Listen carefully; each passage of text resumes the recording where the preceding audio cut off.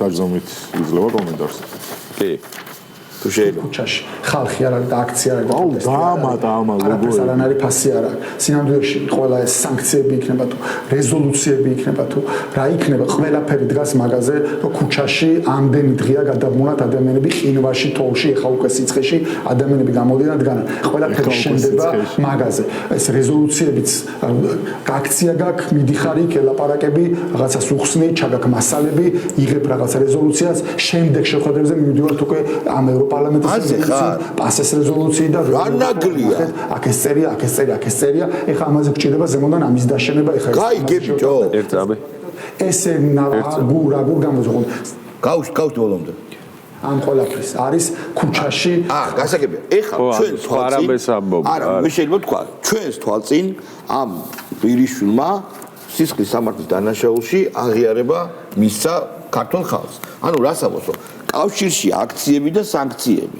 სანქციები ხო რეალურად აზარალებს ქვეყანას, პიროვნებებს. აქციები ვერაფერს ვერ აზარალებს უკვე.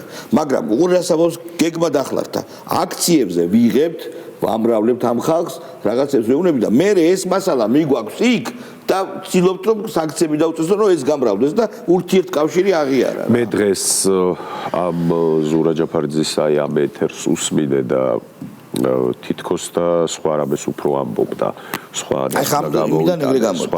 გამოვიტანე რომ ესე იგი არ აქვს მნიშვნელობაო ტრამპის ადმინისტრაცია რას გვეთქვისო რაღაცა პოსტკოლონიალურ ესეთ ანტიკოლონიალურ რეჟიმში იყო თითქოს რომ ჩვენი თავი ჩვენვე უნდა მოუხოდოთო მთლიანადო მნიშვნელობა აქვსო ტრამპი აფასებს ბრძოლის უნარიანობას ჩვენ თუ შემოვხედავ არ აქვს მნიშვნელობა რომ ჩვენი USAID-ის მონები ვართ არ აქვს მნიშვნელობა რომ ჩვენ ლიბერალურ დემოკრატიაზე ვგიჟდებით და არ აქვს მნიშვნელობა რომ ჩვენ ვართ აი ყველაზე ანტიტრამპისტები ვინც კი შეიძლება იყვნენ თავარეო ჩვენ თუ შეგვატყო ბრძოლის უნარიანობაო და დღეს დაიწყეს რომ გარე ლეგიტიმაციას თითქოს მნიშვნელობა არ აქვს და